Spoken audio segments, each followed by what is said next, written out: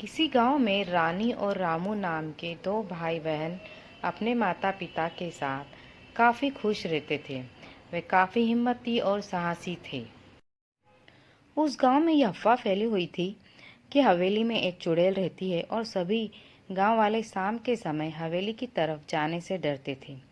यही बात उनके पिता अपने बच्चों को समझा रहे होते हैं कि बेटा, शाम के समय हवेली की तरफ मत जाना। रानी और रामू बड़े ध्यान से अपने पिता की बात को सुनते हैं, किंतु वे मन ही मन सोचते हैं कि क्या सच में हवेली में चुड़ैल होगी या गांव वालों ने सिर्फ अफवाह फैला रखी है। क्यों न जाकर वहां सच का पता लगाया जाए कि हवेली में चुड़ैल है या सिर्फ एक कहानी। ऐसा सोचकर दोनों चुड़ैल का रहस्य जानने के लिए हवेली की तरफ निकल पड़ते हैं।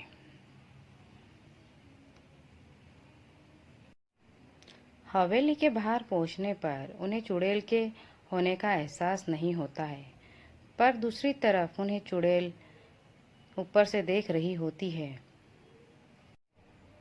हवेली के अंदर पहुंचने पर चुड़ैल एकाएक उनके सामने आ जाती है और वे डर जाते हैं और चुड़ैल भी उन्हें डराने लगती है और वे दोनों चुड़ैल से डरकर भागने लगते हैं और चुड़ैल भी उनके पीछे भागने लगती है और कहती है, यहाँ आना आसान है किंतु यहाँ से जाना आसान नहीं है। अगर तुम्हें यहाँ से बाहर जाना है तो तुम्हें मेरे 3 सवालों के जवाब देने पड़ेंगे और तीनों के जवाब अगर सही हुए तभी तुम यहाँ से बाहर जा सकते हो। वे दोनों चुड़ैल के सवालों का जवाब देने के लिए तैयार हो जाते हैं।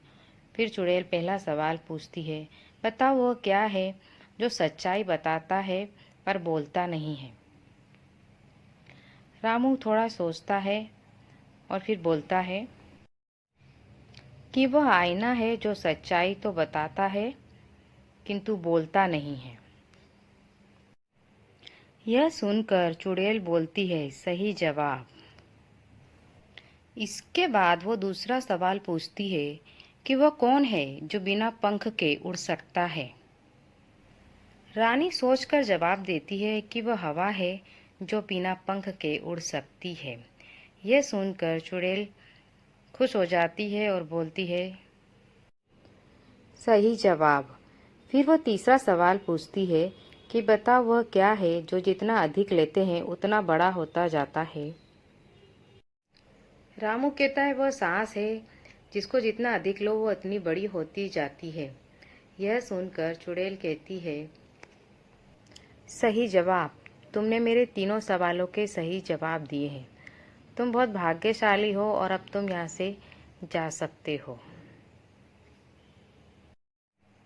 वे जल्दी जल्दी हवेली से निकलकर अपने घर की तरफ जाते हैं और सोचते हैं कि जीवन अनमोल है, अब वो इस प्रकार की गलती कभी नहीं करेंगे।